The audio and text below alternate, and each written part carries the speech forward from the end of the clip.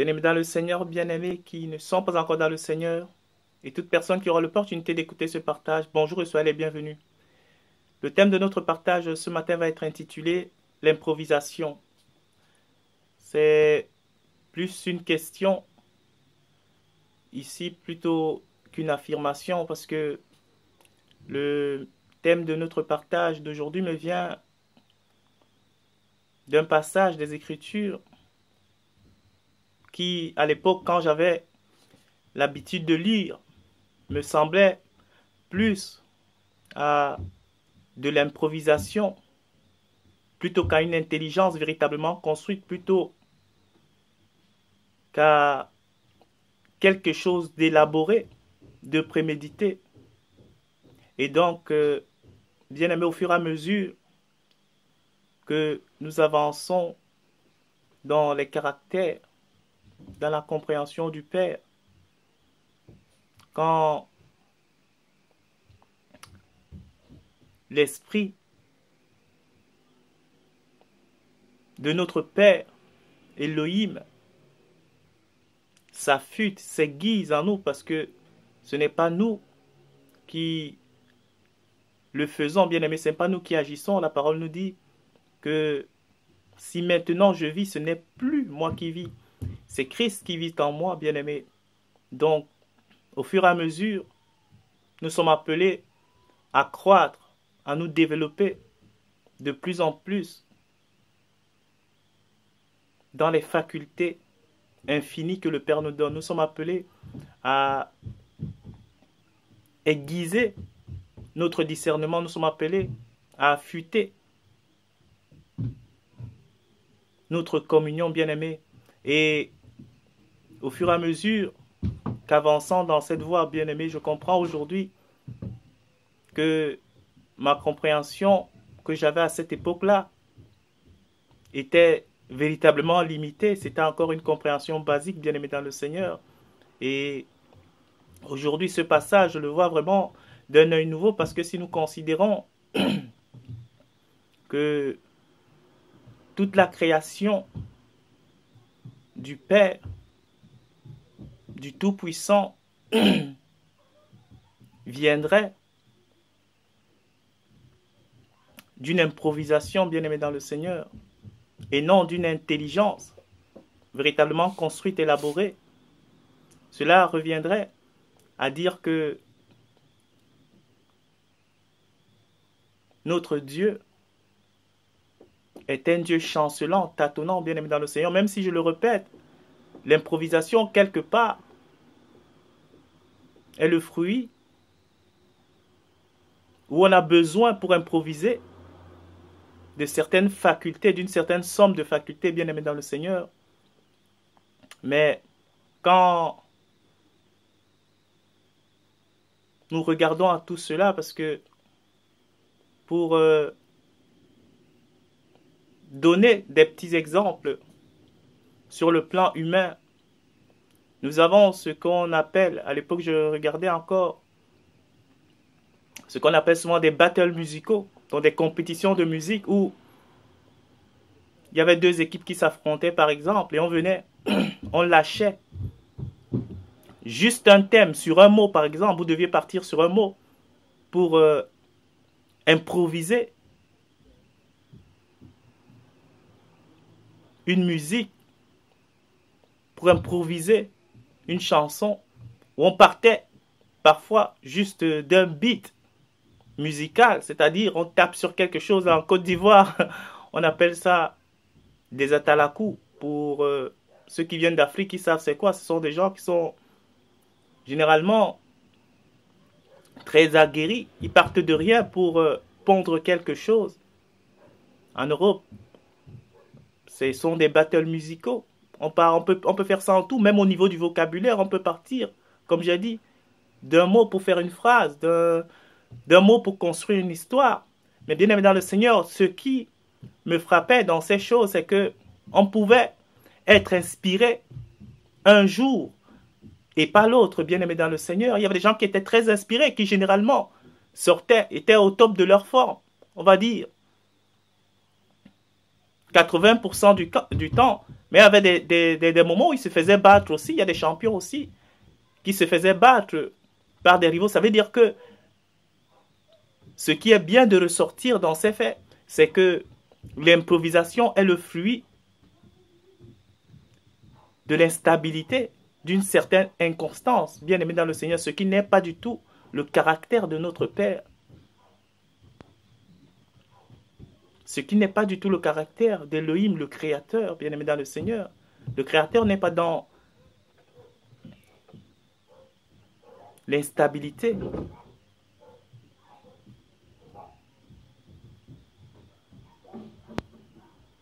Et donc, bien aimé dans le Seigneur, l'improvisation ne saurait être le fruit d'Élohim. La création tout entière a été savamment organisée, orchestrée, pour un but. Il y a eu des moyens qui ont été mis en œuvre, qui sont mis à disposition pour les fils du Créateur pour atteindre leur but, bien aimé dans le Seigneur. Tout ce qui est, tout ce qui existe est l'ensemble des moyens que le Père met à disposition pour ses enfants pour atteindre un but, bien aimé dans le Seigneur.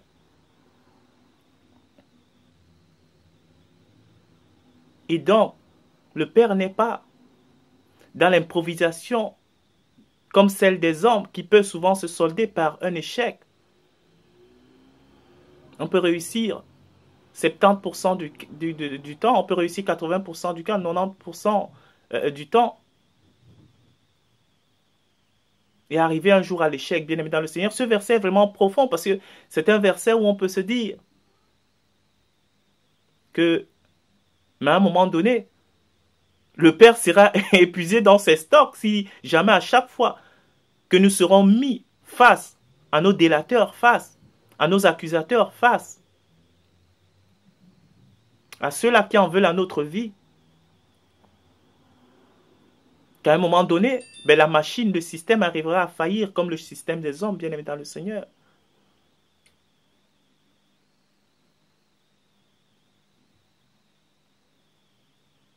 Et la parole nous dit que toute chose concourt au bien de ceux qui aiment Elohim. C'est cela qu'il faut être amené à comprendre, bien aimé.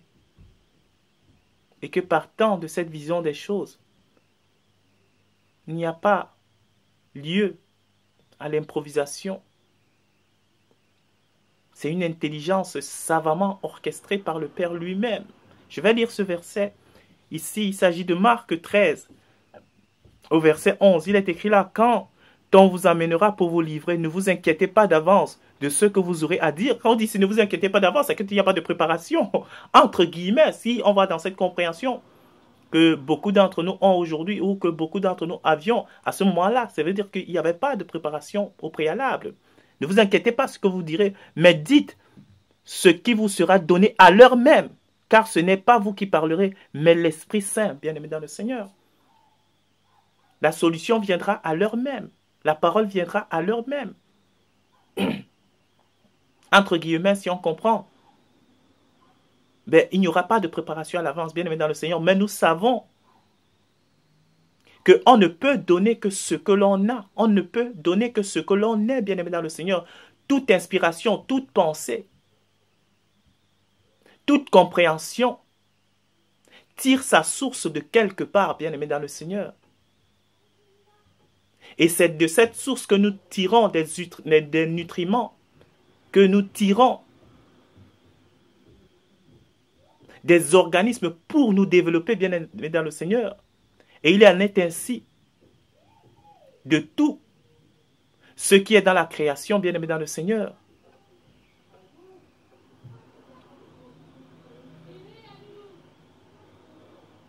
Tous les animaux, pour se nourrir, ils tirent leur substance, leurs nutriments de leur environnement immédiat. Ils tirent leurs nutriments, leurs substances de leur lieu d'habitat, bien aimé dans le Seigneur, de même des poissons dans les mers.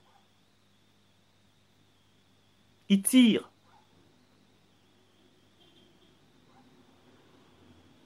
leurs ressources, ce qui leur donne la vie.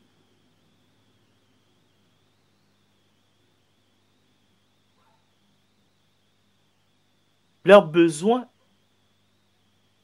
de se nourrir, ils trouvent les éléments pour combler cela dans leur lieu d'habitat qui est des océans, les mers, des fleuves, des mares, des marigots. Et ainsi, l'homme naturel, il tire sa source de ce qui est visible. Il ne peut pas aller au-delà, de la même manière que le poisson ne peut pas aller au-delà de la mer pour venir chercher sa subsistance. Ici, sur la terre, le poisson ne va pas dans un supermarché pour aller faire des achats pour manger. Le lion ne sort pas de la forêt pour aller, je ne sais pas, dans un magasin acheter des habits pour s'habiller. Non, il tire directement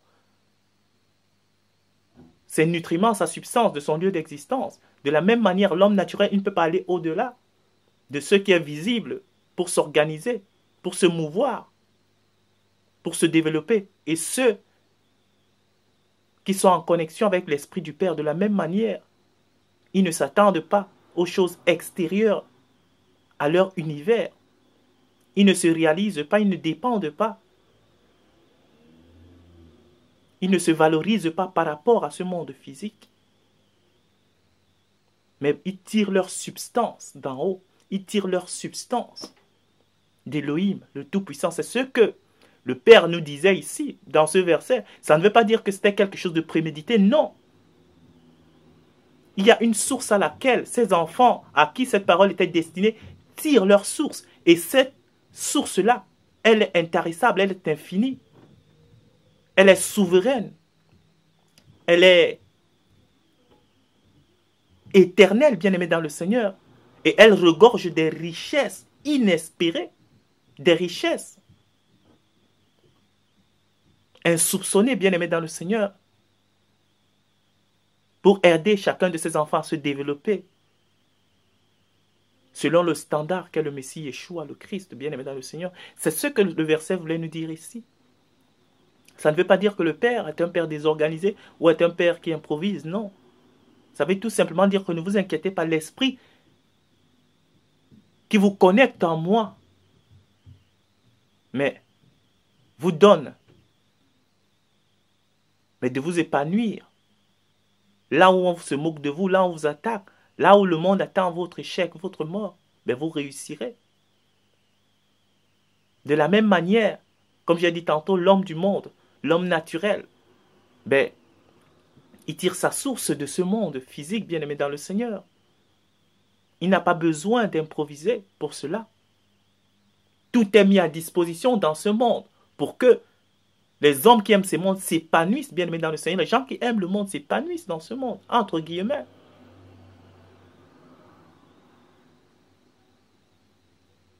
Et c'est ce qui nous révèle le Père ici, bien-aimés dans le Seigneur. Quand on vous emmènera pour vous livrer, ne vous inquiétez pas d'avance de ce que vous allez dire. Tout a été construit, bien-aimés dans le Seigneur. Ce que nous sommes aujourd'hui a été le fruit d'un formatage social, d'une programmation mentale, sociétale, bien-aimés dans le Seigneur. C'est le monde qui forme ces enfants aujourd'hui. Ce qu'on répète, ce qu'on dit, ce qu'on a comme idée, comme pensée, bien-aimés dans le Seigneur, on croit penser par nous-mêmes. Non, ça a été forgé par notre entourage, par nos parents, par ceux qui nous ont côtoyés, par la société tout entière, bien-aimés dans le Seigneur. On n'est pas une personne à part entière, bien-aimée dans le Seigneur. De la même manière, ce que le Fils de Dieu est, mais est construit par les instructions qu'il reçoit du Père au quotidien. Au fur et à mesure qu'il croit, comme j'ai dit au début de ce partage, il se développe dedans. Et c'est de là qu'il tire ses nutriments au point que quand il sera accusé, qu'il sera mis devant des circonstances, des situations, des événements, bien-aimés dans le Seigneur, et qu'il aura le tact pour s'en sortir, ce ne sera pas de l'improvisation, ce sera juste, mais le fruit de l'assimilation de tout ce qu'il a eu au fur et à mesure qu'il avançait, qu'il croissait, bien aimé dans le Seigneur. C'est de la même manière, c'est très facile à comprendre. Quand nous étudions, quand nous allons aux examens, au baccalauréat, par exemple, un élève qui a fait des études, il va, on lui donne des sujets, mais bien aimé dans le Seigneur, ce n'est pas de l'improvisation qu'il va faire. Mais ce sera le fruit de tout ce qu'il a eu durant l'année scolaire qu'il va devoir mettre en pratique pour qu'il puisse réussir à son examen. Ce seraient les éléments qu'il a eu à se nourrir tout le long de l'année scolaire qui lui permettront de pouvoir réussir ou pas. Mais de la même manière, quand nous sommes confrontés aux situations du quotidien, ben, l'Esprit du Père agit au travers de nous. Et c'est comme ça, bien-aimé dans le Seigneur. Donc c'est ça, c'est un verset qui, bien-aimé, peut porter parfois à confusion, surtout sur cette optique-là. Quand on la voit, quand je le revois aujourd'hui, véritablement, je loue le Seigneur, je bénis le Père pour la compréhension qui développe, qu'il fait croître au fur et à mesure que nous rentrons véritablement dans son cœur, nous pénétrons son cœur et les compassions qu'il a vis-à-vis de nous pour nous faire comprendre. Il a cassé ces choses aux sages et aux intelligents de ce monde et il a dévoilé aux petits-enfants bien-aimés dans le Seigneur. Et donc c'est cela. Je vais m'arrêter là pour ce partage et véritablement je tiens également à vous souhaiter une bonne année parce que je crois que depuis le début de l'année je n'ai pas fait de partage. Ceci a été dû à certaines situations que le Père lui-même pourvoit, mais comme je dis toujours, toute chose concourt au bien de ceux qui aiment Elohim. Et chaque fois que nous aurons la possibilité, ben, et que le Père nous met à cœur de partager avec vous, bien-aimés dans le Seigneur, je le ferai avec plaisir, bien-aimés dans le Seigneur. Donc voilà. Donc je vous souhaite vraiment une bonne année 2018. Et comme je dis toujours, et comme je l'ai dit toutes les autres années, c'est vraiment toujours notre seul leitmotiv de nous disposer afin que le Père se construise en nous, afin que le Père se bâtisse en nous. C'est tout ce que les élus de ce siècle, bien-aimés dans le Seigneur, ont à faire. Parce que quand le Père se bâtit en toi, le Père se construit en toi, même si tu n'as pas tous les éléments de ce monde, il ne t'a rien refusé, il t'a donné l'essentiel, il t'a donné ce qu'il faut. Avec ça, tu peux gagner toutes les nations. Avec ça, tu peux faire des exploits. Ce n'est pas toi qui le fais, comme j'ai dit tantôt, puisque nous sommes morts en Christ, bien-aimés, dans le Seigneur. C'est lui qui vit en nous. Et parfois, c'est un verset aussi que j'ai eu à partager dernièrement avec un frère qui m'a beaucoup marqué. Je l'expliquais à ma manière, mais il m'a expliqué ça vraiment assez facilement. C'était sur le verset qui disait que si nous ferons des choses plus grandes que le Seigneur, il y avait parfois des questions qu'on se posait par rapport à ça, comme comment est-ce qu'on peut faire des choses plus grandes que Christ? Mais c'est pas possible du tout, bien évidemment. Mais c'est parce que nous comprenions par rapport à notre intelligence que c'est nous qui devions le faire. Mais si on comprend bien évidemment le Seigneur que c'est Christ qui le fera en nous, bien, ça devient plus facile à comprendre. Ce n'est pas toi, sur le plan humain, charnel, qui le fait. Et donc voilà, c'est des petits partages comme ça qui fortifient tout le temps. Donc voilà, soyez bénis. Merci encore une fois de plus pour le temps que vous avez pris pour écouter ce partage et à la prochaine.